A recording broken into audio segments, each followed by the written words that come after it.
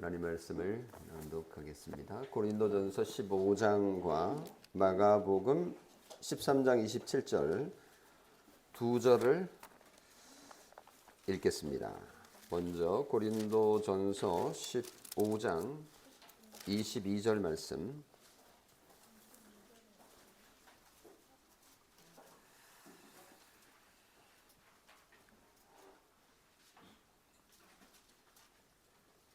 읽겠습니다. 아담 안에서 모든 사람이 죽은 것 같이 그리스도 안에서 모든 사람이 삶을 얻으리라. 이 말씀 읽었습니다. 마가복음 13장 27절 말씀 찾아가겠습니다. 마가복음 13장 27절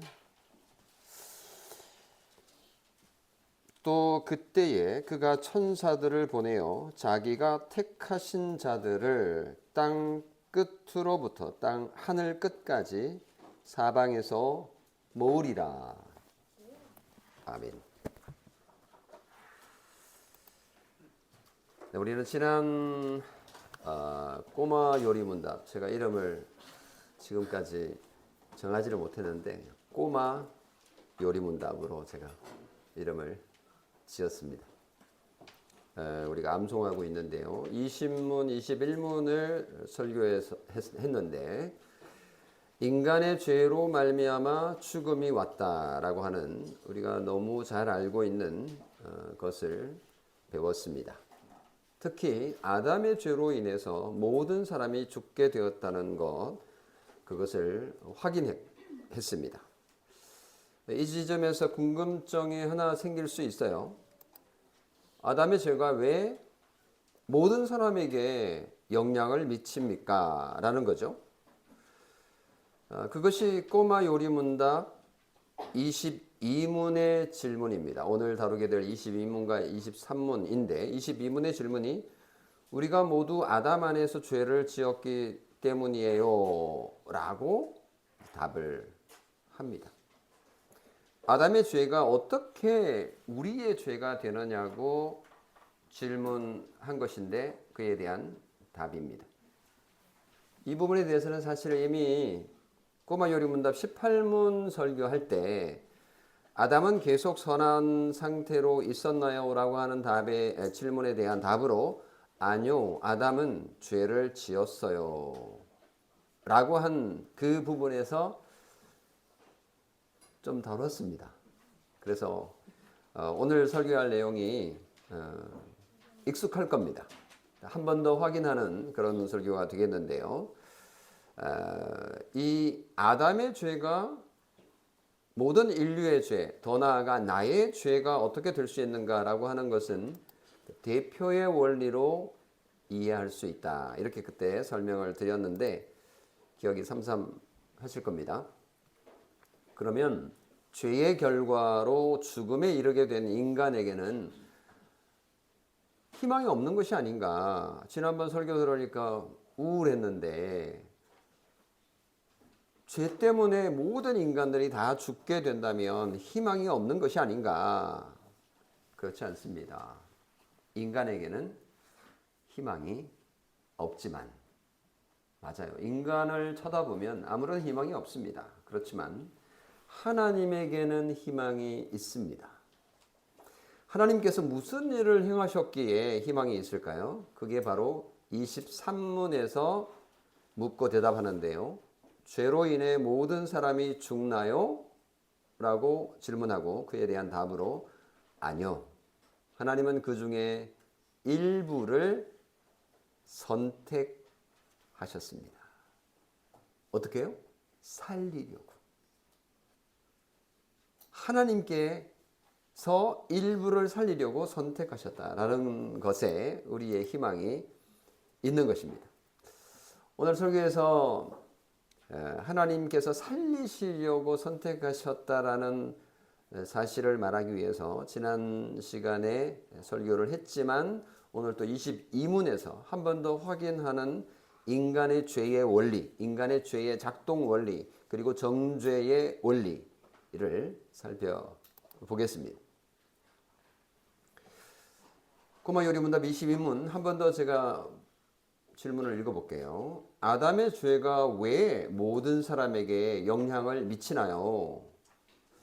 이런 질문을 할 어린이들 우리 가운데 있을 거예요.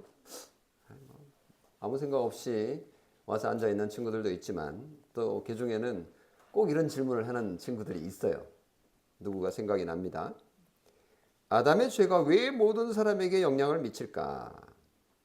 아담의 죄가 왜 내 죄가 되는 거죠? 그렇지 않습니까? 아담이 지은 죄를 왜 내가 뒤집어 써야 됩니까? 억울합니다. 라는 그런 질문인 거죠. 이에 대한 대답이 이렇습니다. 아담 안에서 모든 사람이 죄를 지었기 때문이다. 아리송한 대답을 합니다. 아담 안에서 우리가 짓는 죄가 아담 안에서 짓는 건가? 이런 대답인 겁니다. 이건 좀 생소하기도 하고 놀라운 대답입니다. 우리는 아담이 아니죠. 우리는 에덴 동산에 있지도 않았습니다. 우리는 아담을 본 적도 없어요. 우리는 선악을 알게 하는 나무 열매를 본 적도 없고 만지지도 않았고 먹지도 않았습니다. 우리가 먹었다면 당연히 벌을 받지만 아담이 먹은 거를 가지고 우리는 맛도 못 봤는데, 아니 보지도 못했는데, 그런데 꼬마 요리 문답은 우리 모두가 아담 안에서 죄를 지었다, 이렇게 대답을 합니다. 이게 이제 동의가 쉽게 안 되지요. 우리 가운데 누구도 예외 없이 아담 안에서 죄인이라는 이 진술이 쉽게 동의가 안 되고 또 이해도 안 됩니다. 일단 이해가 되어야 동의가 될 텐데 말입니다. 그래서 지난번에 설교할 때 여러분에게 대표 원리를 설명을 해 드렸더랬습니다. 아담은 단순히 인간 가운데 첫째 사람, 인류의 시조가 아니에요. 다시 말하면 인류의 시조 맞아요. 인류 최초의 사람이죠. 근데 인류 최초의 사람이면서 아담은 인류 전체의 대표의 역할을 하고 있다라는 사실을 우리는 한 번도 생각해 본 적이 없는 거죠. 그냥 우리는 이야기를 들었을 때 아담이 최초의 사람이구나, 이 정도만 생각했지, 성경에서 아담을 인류의 대표로 세웠다라는 것을 한 번도 배운 적도 없고 생각해 본 적이 없기 때문에 이게 무슨 말인가 생소한 겁니다. 수년간 설교로 들어왔지만, 교회에 다녔지만 그런 게 있었어요? 이렇게 되는 거죠. 어떻게 그거를 받아들일 수 있겠습니까? 라는 반문을 할 수 있겠지만, 이건 동의의 문제가 아니고 이건 사실의 문제입니다. 이건 그냥 그래요. 비유가 좀 맞을지 모르지만 왜 콧구멍은 2개밖에 없을까? 어떤 사람은 4개 있으면 좋겠다라고 생각하는 친구도 있을 거고, 어떤 친구는 하나만 있어도 될 것 같은데, 그런 질문이 한두 개겠습니까? 그냥 처음부터 하나님께서 그렇게 정하셨어요 라고 하는 그런 일들이 굉장히 많이 있는데요. 이것도 마찬가지입니다. 하나님께서 아담을 인류의 대표 대우를 취급을 하신다라는 사실입니다. 어디서 알 수 있어요? 로마서 5장 12절에 보면 이렇게 말하고 있습니다. 한 사람으로 말미암아 죄가 세상에 들어오고 죄로 말미암아 사망이 들어왔나니 이와 같이 모든 사람이 죄를 지었으므로 사망이 모든 사람에게 이르렀느니라. 이건 많이 들어본 말씀이지 않습니까? 보세요. 논리의 전개가 어떻게 되는지. 한 사람, 누구예요? 아담이 죄를 지어가지고 세상에 죄가 들어왔어요. 이건 논리적으로 어느 정도 이해가 되죠? 근데 이와 같이 모든 사람이 죄를 지었으므로 사망이 모든 사람에게 이르렀다. 그 모든 사람이 죄를 짓는 것은 자범죄라는 개념으로 내가 죄를 지으니까 죄인이다. 이건 이해할 수 있는데 이게 아담으로부터 말미암았다라는 거는 별로 생각을 하지 않습니다. 성경을 진지하게 읽지 않는 부분도 있고 그렇게 설교하지 않은 부분도 있기 때문에 그런 측면도 있을 겁니다. 아담의 죄는 그러니까 아담 개인의 죄뿐만 아니라 인류 전체를 대표하는 죄였던 거예요. 아담이 하나님 앞에서 한 그 선택은 우리 모두를 대표하는, 다시 말하면 우리 대신 한 선택이었던 거죠. 그러면 뭐 그럴듯하긴 한데 또 질문이 생깁니다. 에이, 아담 저 바보 때문에 내가 죄인이 되었네. 아담만 아니었으면 하나님이 만든 아담 때문에 내가 죄인 됐네? 라는 마음이 막 올라오지 않습니까? 아담만 잘했으면 나 이 모양 이 꼴로 살지 않을 텐데 라는 원망이 솔직하게 생깁니다. 저만 그런가요? 네, 다들 그냥 가만히 계셔가지고 큰일 날 뻔했네요. 이런 생각을 하는 걸 보면요, 이런 생각이 내 마음속에 솟아오르는 걸 보면 내가 정말 아담 안에 있구나. 나는 아담 안에서 죄를 지은 게 분명해 라고 경험하는 겁니다. 아담도 꼭 그와 같은 반응을 죄를 짓고 나서 했거든요. 우리가 잘 알지 않습니까? 창세기 3장 11절에 보면 내가 네게 먹지 말라 명한 그 나무 열매를 네가 먹었느냐? 라고 하나님께서 아담에게 물었더니 뭐라고 대답했죠? 그죠? 잘 알잖아요. 하나님이 주셔서 나와 함께 있게 하신 여자, 그가 그 나무 열매를 내게 줘서 내가 먹었나이다. 뭔가 불평하고 싶은 마음이 나 말고 누군가에게 죄를 탓을 하고 싶은 마음이 우리 속에만 있었던 게 아니고 사실은 아담 속에 있었던 거예요. 여자도 마찬가지죠. 뱀이 나를 꿰므로 내가 먹었나이다. 똑같아요. 자신의 죄를 다른 곳에서 찾으려는 그 책임을 미루려는 마음은 죄인의 전형적인 특징입니다. 큰 살인을 해서 죄인이 아니라 이런 모습에서도 우리가 죄인이라는 것을 알 수 있고, 그 죄는 아담에게서 시작되었고 아담의 자손인 우리가 똑같은 죄를 짓고 있다라는 것에서 확인할 수 있습니다. 이렇게 아담이 지은 죄가, 그리고 그 죄의 결과가 모든 사람에게 전달이 된 것이라고 성경은 그 사실을 설명하고 있습니다. 물론 이게 다 논리적으로 딱 맞아 떨어지는 건 아니지만 성경은 그 사실을 선포하고 있습니다. 이것을 이해하기 어려우니까 신학자들이 몇 가지 원리를 만들었습니다. 이제 이거를 죄의 전가라는 표현으로 좀 어려운 말로 썼어요. 죄가 전달되는, 그 죄가 이게 전달되는 imputation of sin이라고 하는 단어를 써서 그런 용어를 써가지고 아담의 죄가 어떻게 모든 사람에게 사람의 죄가 되는지를 죄가 전가된다라는 단어로 표현을 했습니다. 이건 성경에 나오는 표현은 아니지만 이해하는 데 도움이 되도록 그렇게 죄의 전가라는 표현을 썼습니다. impute라고 하는 단어를 쓰는데요. 이거는 infuse라고 하는 단어와는 구별합니다. infuse는 이런 거죠. 우리 병원에 가면 링거를 맞지 않습니까? 그러면 링거에 어떤 약을 노란색 약을 넣으면 노란색이 쑥 들어가서 이게 뭐 항생제이거나 또는 진통제이거나 그러면 그 효과가 나타나게 되는 거죠. 쑥 물리적으로 그냥 집어넣는 걸 인퓨저라고 얘기를 합니다. 죄가 엄마의 피를 통해서 그 아기에게 인퓨저 되는 게 아니라 그런 개념으로 죄를 설명하는 사람들도 있어요.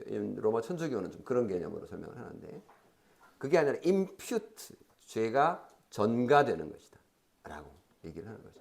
그러니까 물리적으로 여성의 몸에서 죄가 아기에게 전달된다 이런 개념으로 설명하는 것이 아니라 성경은 impute, 그냥 법적으로 죄의 책임이 전달되는 것이다 이렇게 이제 설명하는 방식입니다.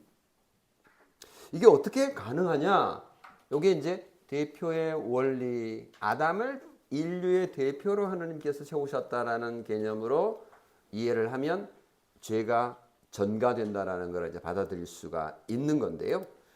이 부분은 나중에 그리스도에 대한 얘기를 할 때 의의 전가, 그러니까 죄의 전가뿐만 아니라 의의 전가라는 개념을 설명할 때 좀 더 이해가 분명해질 것입니다만은 지금 그 얘기를 말씀드리지는 않겠습니다. 그래서 아담의 죄가 전가된다는 것은 단순히 그냥 도덕적인 결과를 공유한다는 그런 의미를 훨씬 뛰어넘는 법적인 또는 신학적인 그런 아담의 죄가 우리에게 계산된다라는 의미로 받아들이면 됩니다. 그래서 여기서 이제 우리가 한 가지 구분해야 될 거가 있는데요. 아담의 죄의 전가와 우리의 실제 죄는 구분이 됩니다.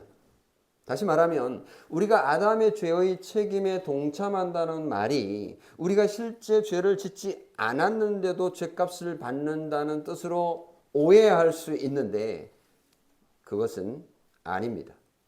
다시 말하면 우리 모든 인간은 스스로 자기 죄를 짓고 있어요. 이걸 이제 우리가 자범죄라고 그러죠.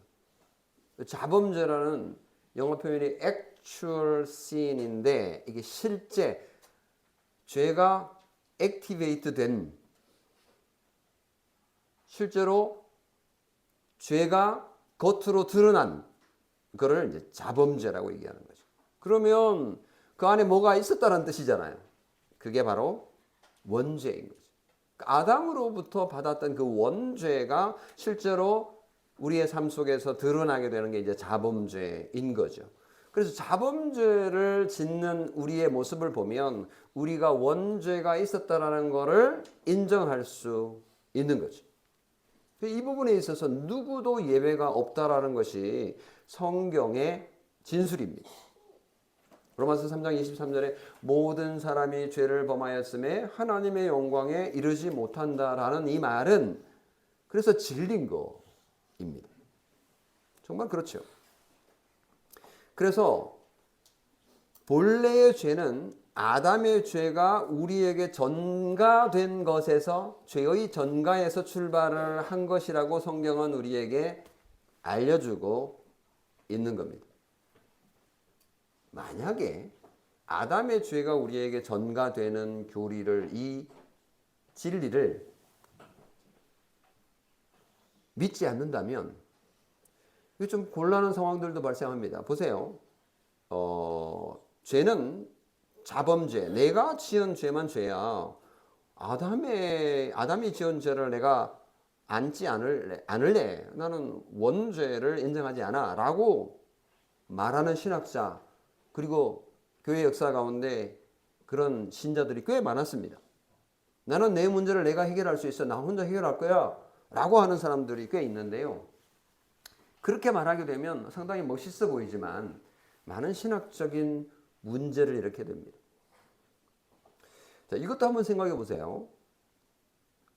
만약에 자기가 지은 죄만 죄라고 한다면 유아 때 죽은 아이는 어떻게 될까요? 태어나자마자 죽었어요. 또는 뱃속에서 죽었어요. 그럼 얘는 죄를 지어본 적도 없는 거잖아요. 그렇게 되면 얘는 천국 가는 건가? 걔는 천국 가겠다. 이렇게 결론을 내려야 되잖아요. 죄를 지은 적이 없는 유아는 사망의 벌로부터 예외가 되겠네요. 그런데 성경은 모든 사람이 죄를 지었으면 하나님의 영광에 이르지 못한다라고 얘기를 했는데, 그러면 이 말씀은 어떻게 이해를 하고 적용을 해야 될까요? 이 말씀은 그냥 새겨 들어야 되는 건가요? 이렇게 혼란스러운 상황이 생기는 것입니다. 유아들도 천사 같은 아기도 아담의 죄로 인한 죽음에서 제외될 수 없습니다. 유아 세례 때 바로 그것을 선포하는 거잖아요. 그 예쁜 아기를 데려다 놓고 물을 뿌리잖아요. 얘가 죄가 있다고. 물로 씻어내야 된다라고 선언하는 거잖아요. 그 엄마 아빠가 무슨 지금 이 예쁜 천사 같은 애를 지금 뭐 하자는 거예요. 이렇게 냉정하게 보자면 그렇게 볼 수 있는 건데, 우리 기독교는 정말 인간이 어떤 존재인가를 정말 처절하게 인정하는 거죠. 나도 죄인이고 이 아이도 죄인이고 우리 모두가 정말 지옥 갈 죄인이라는 것을 그런 식으로까지 시위하면서 보여주는 것이 유아세례입니다. 그래서 모든 인간은 아담의 후손으로서 죄를 전가받은 존재, 그래서 원죄를 가진 존재라는 것을 인정해야 한다라는 것이 성경이 우리에게 가르치는 정말 중요한 진리입니다. 그래서 우리가 죄를 짓는 것은 우리가 죄를 지어서 나쁜 것이 아니라, 물론 그건 나쁘죠. 근데 그 죄를 짓는 것은 사실은 이 원죄에서 시작되었다라는 것까지 인정하는 것이 필요합니다. 원죄를 인정하고 싶지 않은 것은 좀 자존심, 인간의 어떤 자존심도 역할을 할 겁니다. 남 탓하고 싶지 않다, 이런 아주 멋있는 자세일 수 있습니다. 그렇죠. 모든 인간은 스스로 죄를 짓고 그 죄값을 스스로 짊어져야 할 겁니다. 그런데 우리가 인식하지 못하는 원죄도 우리가 태생적으로 가지고 있음을 인정하라. 그 죄의 결과는 죽음이다.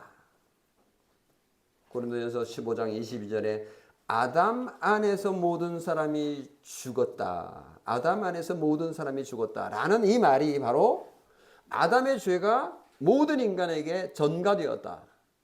죄의 전가를 얘기하고 있는 거죠. 그리고 이어서 뭐라고 말하고 있습니까? 그리스도 안에서 모든 사람이 살게 될 거다. 그게 뭐예요? 그리스도의 의가 믿는 자에게 전가되어서 살게 된다라는 것을 말하고 있는 거죠. 그래서 그 점은 오늘 설교하지 않겠습니다만은 이 죄의 전가와 대비되는 의의 전가를 말하고 있는 겁니다. 그렇기 때문에 우리는 아담 안에서 우리에게 전가된 그 원죄를 인정할 담대한 마음이 그제서야 생기는 거죠. 사실은 의의 전가를, 예수 그리스도의 구속을 믿지 못하면 원죄 교리를 믿기가 어렵습니다. 이걸 어떻게 믿겠어요? 불가능하죠. 근데 예수 그리스도께서 이루신 그 의가 나에게 전가될 수 있다라는 이 복음을 듣게 되었을 때 비로소 원죄 교리를 충분히 정말 마음 깊숙이 인정하고 받아들일 수 있습니다. 그래서 우리는 원죄로 모든 사람이 죽는다는 것을 인정하고, 당연히 죽음은, 이 죽음이라는 것은 사망이라는 것은 영과 육의 죽음이고요. 우리는 육적 죽음만 생각하지만 성경이 말하는 죽음은 더 깊어서 하나님과의 단절과 영혼의 죽음, 그리고 영원한 심판을 향한 이런 상태, 그 사망을 인정하고 합니다. 정말 나뿐만 아니라 모든 사람이 죽습니다. 그 죽음을 피할 수 있는 인간은 없습니다. 우리 모두가 아담 안에서 죄를 지었기 때문입니다. 이것이 바로 우리 인간의 현실이죠. 이 선언을 지난 주일 설교에서도 들었습니다마는 이런 선언을 들을 때 기분이 좋지는 않습니다. 암담하고 처참한 마음으로 절망 속에 빠지게 될 겁니다. 앞길이 캄캄한 밤을 만난 것 같을 겁니다. 어디로 가야 될지 방향을 알 수도 없고 아무런 희망도 소망도 가질 수 없는 그런 영적인 절망의 상태일 수 있습니다. 실존주의 철학자 가운데 키에르케고르라고 하는 인물이 있는데요. 이름이 좀 키에르케고르. 이분이 책을 하나 썼어요. 여러 책을 썼는데 그 중에 죽음에 이르는 병이라는 책을 썼고요. 혹시 이 책을 읽어보신 분 이 가운데 계신가요? 한 분 손 드셨는데 예, 죽음에 이르는 병. 이 책 한번 시간 되시면 읽어보시면 되게 도움이 될 겁니다. 그 죽음에 이르는 병을 이 키에르케고르는 뭐라고 말하냐면 절망이다 이렇게 말합니다. 절망. 희망은 없고 세상의 마지막이라는 절망을 경험하는 순간 인간은 이미 죽은 것이나 다름이 없다라고 크게 두껍지는 않아요. 좀 비교적 얇은 책인데 그런 얘기를 계속합니다. 제가 이 책을 읽을 때쯤은 되게 마음이 어려울 때였어요. 정말 힘들 때였습니다. 근데 이 책이 내 마음을 마치 읽고 있는 듯한 그런 생각이 들었기 때문에 정말 인상 깊게 읽었습니다. 근데 지금 오래돼가지고 지금 한 구절도 기억은 나지 않아요. 근데 그때 그 느낌은 아직도 살아있습니다. 그러니까 절망이 인간을 죽음에 이르게 하는 원인자다라고 설명을 하는데 저는 키에르케고르가 많은 사유를 통해서 인간의 그 심리 그리고 상태를 정확하게 파악을 했다라고 봅니다. 그러면 키에르케고르는 그 절망의 원인을 뭐라고 분석하느냐? 세 가지로 분석을 하는데 한번 들어보세요. 첫 번째는 자기 자신을 알지 못하는 것이 절망을 준다. 이거 뚱딴지 같은 얘기 같아 보이지만 들어보세요. 자기 자신을 알지 못하는 것이 절망을 준다. 이런 거예요. 자기 자신을 아침마다 거울을 보면서 보잖아요. 눈, 코, 입 아주 멀쩡하네. 오, 예쁘네. 잘생겼네. 이렇게 시작하잖아요. 그런데 자기의 그 자기됨을 받아들이지 못하는 열등감이 절망을 준다는 얘기입니다. 그런 얘기는 얼마든지 있을 수 있지 않습니까?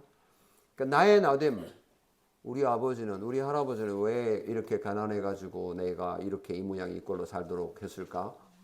이거부터 시작해서 끝도 없을 거예요. 그런 걸 찾자면. 자기 자신을 알지 못하는 거예요. 알지만 인정하고 싶지 않겠죠.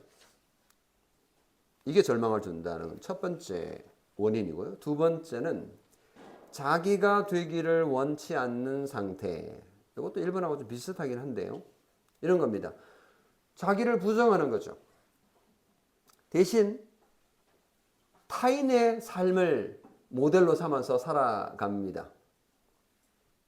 나를 알지 못하니까 나의 삶을 사는 게 아니라 있어 보이는 타인의 모습을 모델로 삼아서 살아가는 거예요. 왜 현대인, 우리 현대 젊은 어른도 마찬가지지만 아이돌을 그렇게 찾아보며 쳐다보며 사진을 내 어디에 넣어놓고 배경화면에 넣어놓고 이렇게 삽니까? 그런 심리가 뭘까요? 나도 그렇게 되고 싶은 마음이 있는 거죠. 나는 그렇지 않은데. 그게 자기의 삶일까요? SNS를 보면 타인을 의식하고 흉내내는 것이 이제 그런 측면이 있다라는 거죠. 그런데 그런 삶이 행복을 줄까요? 절망으로 이끄는 요인이다. 이렇게 분석해 냅니다. 세 번째 원인은 자기가 원하는 것이 있지만 될 수 없는 상태가 바로 절망을 준다. 이렇게 말합니다. 이게 이제 결정적이죠. 첫 번째와 두 번째 종합입니다. 나를 거부하고 내가 아닌 나를 이루려고 발버둥을 치지만 될 수 없는 현실 앞에서 절망하는 거죠. 현대인은 소위 갓생의 삶을 살려고 애를 씁니다. 하지만 한계에 이를 때에 절망하게 되죠. 이런 절망을 우리는 인생 가운데 수없이 많이 경험했을 겁니다. 인생의 나이만큼 어쩌면 물론 예외적인 경우도 있겠죠. 30, 40이 되기까지 실패를 경험해 보지 않은 사람들도 한 번씩 있더라고요. 최근에 홍콩입니까? 있었던 화재에서 살아남은 한 분의 인터뷰 기사가 최근에 떴던데 2층에 있어서 겨우 살아남았어요. 그런데 구조자를 기다리면서 1시간, 2시간 있었을 때에 가장 어려운 것은 아무것도 할 수 없는 그 무력감이었다라고 전했습니다. 절망감이죠. 그러니까 내가 나 자신을 컨트롤할 수 없고 내 주변도 컨트롤할 수 없다라는 그 절망감, 무시무시한 거고, 그런 절망은 죽음에 이르는 병이다 라고 분석을 해냈는데요. 공감되는 부분이 많습니다. 이 모든 절망의 궁극적인 원인은 케어케고르는 사실은 이렇게 말합니다. 신과의 단절, 하나님과의 관계의 단절에서 시작되는 것이다. 이렇게 말합니다.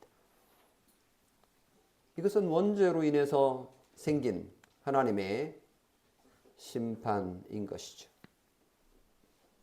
성도 여러분, 정말 이렇게 모든 인간이 절망 속에 살아갑니다.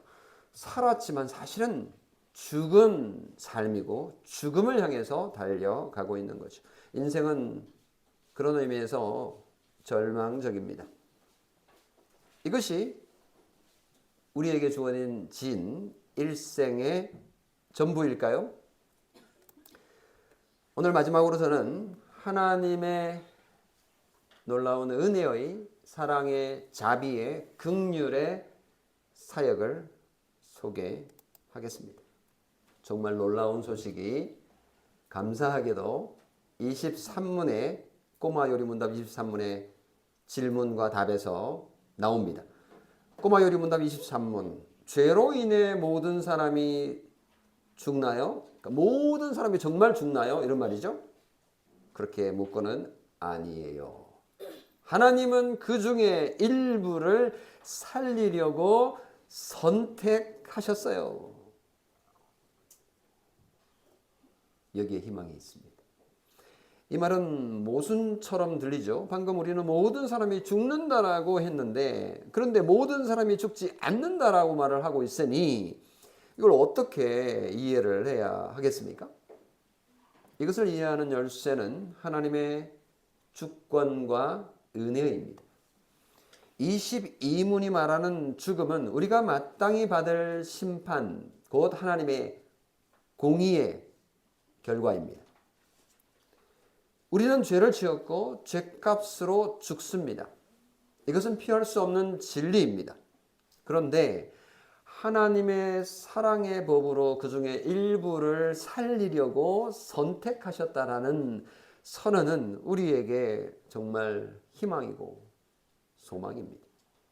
하나님의 주권적인 선택의 결과인 거죠. 하나님이 그렇게 정하셨다라고 성경 여기저기서 진술하고 있습니다. 에베소서 1장 5절에도 나오고 11절에도 나옵니다. 정말 셀 수 없는 하나님의 은혜인 것이죠. 바로 여기에 우리 희망과 소망이 있습니다. 하나님의 선택 교리를 우리가 접하게 되는데, 이 하나님의 선택을 어떤 사람들은 잘못 이해를 할 가능성이 많아요. 하나님의 선택은 우리의 믿음이나 행위를 미리 아시고 하신 것이다, 뭐 이런 식으로 설명하는 방식인데요. 만약 그랬다면 선택은 우리 인간에게 기초한 거예요. 그러니까 우리가 믿으면 하나님께서 선택하신다 라는 설명이거든요. 인간의 믿음이 하나님의 선택을 결정하게 된다라고 설명하는 것이니까 이거는 성경을 거꾸로 이해하는 것입니다. 이런 오해에 빠져서는 안 됩니다. 성경이 알려주는 하나님의 선택은 완전히 반대입니다. 인간의 선택이 아니라 하나님의 선택으로 믿음이 주어지는 거라고 성경은 우리에게 가르치기 때문입니다. 하나님의 은혜로운 선택은 우리에게 믿음까지 제공한다고 수많은 곳에서 알려주고 있잖아요. 로마서 9장 우리가 잘 아는 15절 16절 말씀 들어보세요. 모세에게 말씀하시되 내가 긍휼히 여길 자를 긍휼히 여기고, 누가요? 내가, 하나님께서 긍휼히 여길 자를 긍휼히 여기고 불쌍히 여길 자를 불쌍히 여기리라 하셨으니, 그러므로 우리를 원하는 것이나 노력하는 것이 아니요 오직 긍휼히 여기시는 하나님으로 말미암는다라는 이 말씀이 오늘 우리에게 선포되고 있다는 사실이 얼마나 큰 위로가 되는지 모릅니다. 이건 뭐 당연히 불공평해 보일 수 있습니다. 그렇지만 우리가 놓치는 것은 이것입니다. 하나님이 모든 인간을 버려도 공의로운 겁니다. 우리는 모두 죄인이고 우리 모두는 심판받고 영원한 죽음에 이를 자이기 때문에 그렇습니다. 그런데 하나님께서 그 일부를 선택하여 구원해 주시겠다, 살리시겠다라고 하신 것, 이것은 은혜 중에 은혜인 것이죠. 은혜는 정의가 아닙니다. 은혜는 받지 않을 것, 못할 것, 당연하지 않은 것을 주는 복입니다. 누군가 구원받는 것은 은혜이고 누군가가 멸망하는 것은 하나님의 공의입니다. 고린도전서 15장 22절에 그리스도 안에서 모든 사람이 삶을 얻으리라 라는 이 말씀이 바로 하나님의 선택을 실행하시는 방식이었던 것이죠. 하나님께서 인간을 정죄하실 때 아담 안에서 모든 사람이 죄로 인하여 죽게 된 그 죄의 전가가 그리스도 안에서 모든 사람들에게 선택을 통해서 그리스도의 의를 전가시켜 주신다는 그 놀라운 구원 사역의 복음을 우리가 지금 우리는 받고 있습니다. 이것이 우리에게 희망입니다. 그리스도 안에서 모든 사람이 생명을 얻으리라, 삶을 얻으리라 이렇게 번역했는데 생명을 얻으리라. 죽음과 생명, 이게 이제 반대 개념이죠. 그리스도의 구속 사역은 보편적인 것입니다. 모든 종류의 사람, 유대인이나 이방인이나 남자나 여자나 종이나 자유인이나 모든 자에게 효력이 있지만 우리 개인이 그 생명을 소유하기 위해서는 당연히 우리는 그리스도 안에 있어야 합니다. 그리스도 안에 있으려면 믿음이 있어야 됩니다.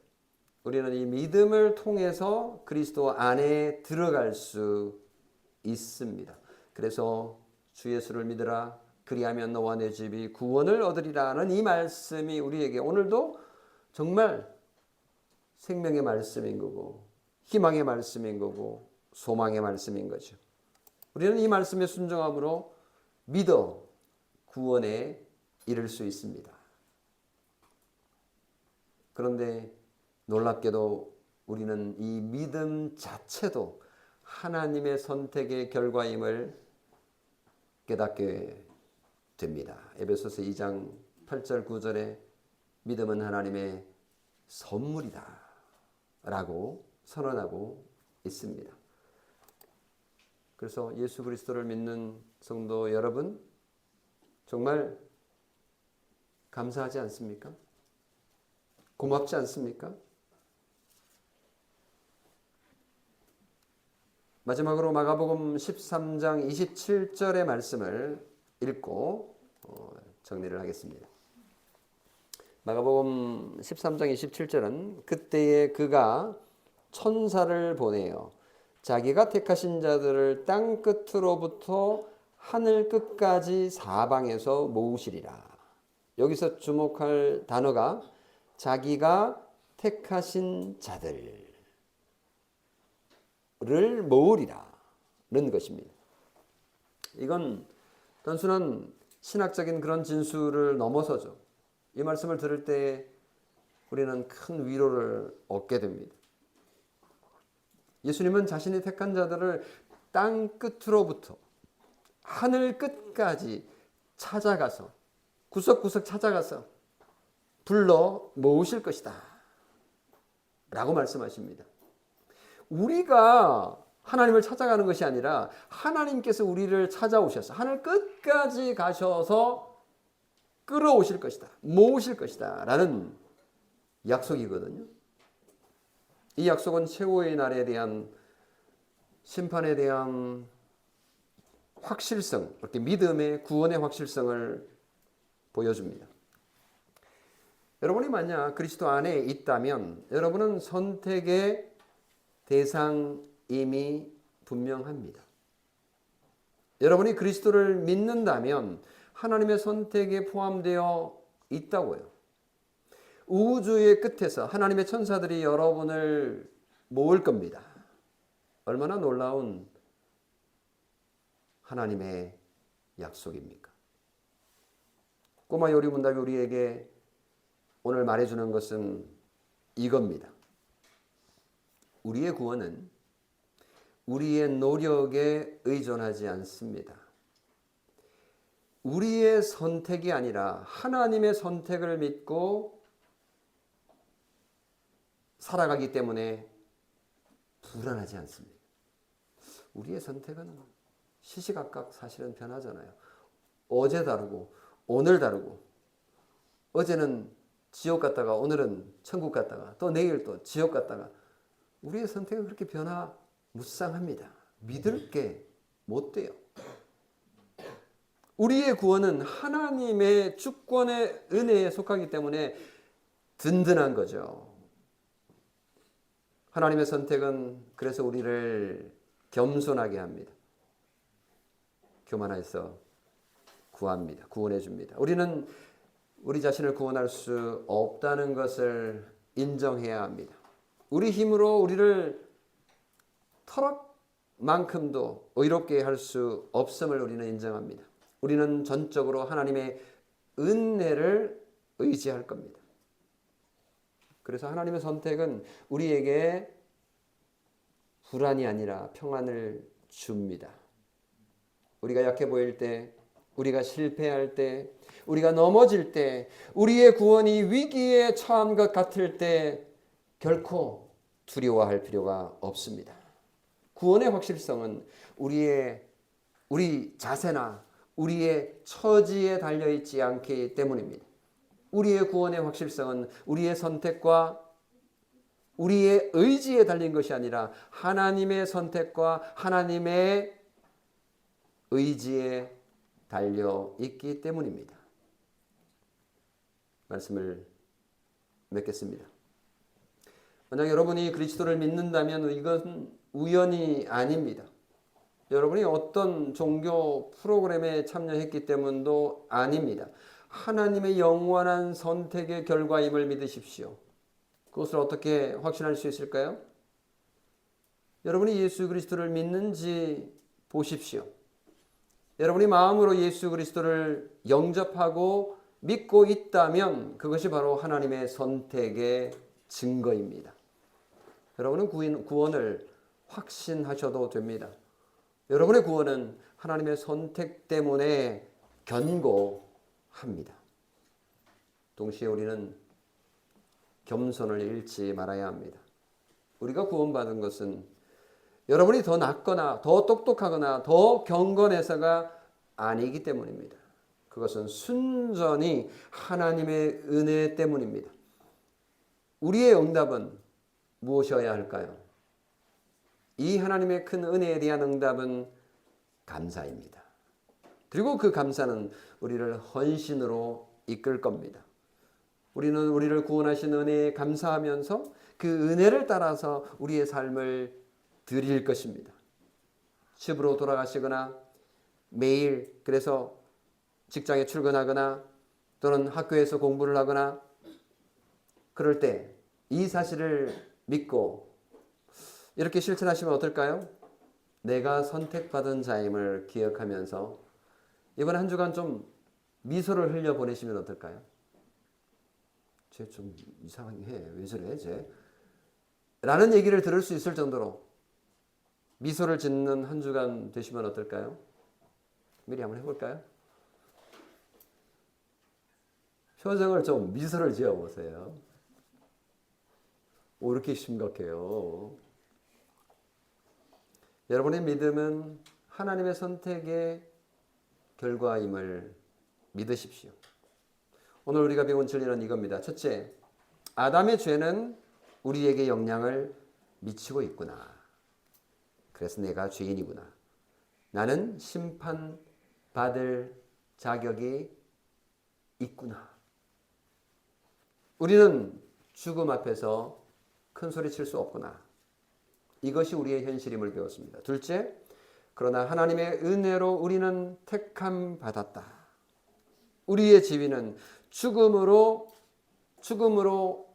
가지 않고 생명을 얻는, 그리스도 안에서 생명을 얻을 수 있도록 하나님께서 놀라운 일을 행하셨구나. 셋째, 이 하나님의 선택은 우리의 확신의 근거이고 동시에 겸손의 이유이며 우리의 감사와 헌신을 일으키는 원인이다. 사도 바울은 에베소서 1장 3, 4절에서 이렇게 썼습니다. 이 말씀을 읽고 마무리하겠습니다. 찬송하리로다 하나님 곧 우리 주 예수 그리스도의 아버지께서 그리스도 안에서 하늘에 속한 모든 신령한 복을 우리에게 주시되 곧 창세전에 그 안에서 우리를 택하셨고, 창세전에 시간이 시작되기도 전에 하나님은 이미 여러분을 택하셨습니다. 그렇다면 우리가 두려워할 것이 무엇이겠습니까? 우리가 절망할 이유가 있습니까? 우리 주 예수 그리스도 안에서 이 은혜를 붙들고 이 진리 안에서 우리의 삶을 한 주간을 미소 지으며 살아가는 여러분이 되시기를 주님의 이름으로 축원합니다. 기도하겠습니다. 좋으신 아버지 하나님, 오늘 꼬마 요리 문답 22문 23문을 통하여 하나님께서 우리에게 베푸신 은혜가 무엇인지를 배웠습니다. 하나님 참 고맙습니다. 감사합니다. 우리가 한평생 하나님을 영화롭게 하고 하나님을 즐거워하며 즐기며 살아가는 저희들 되고 싶습니다. 하나님, 우리가 우리 자신의 처지 때문에 어떤 때는 넘어지고 어떤 때는 하늘을 치솟을 만큼 또 기뻐하지만 그러나 그것이 우리의 행복을 우리의 불행을 결정하는 것이 아님을 오늘 알려주시니 고맙습니다. 하나님, 이 말씀, 이 약속 의지하며 한 주간 든든하게 살아내는 저희들 되게 하옵소서. 우리 주 예수 그리스도의 이름으로 기도합니다. 아멘.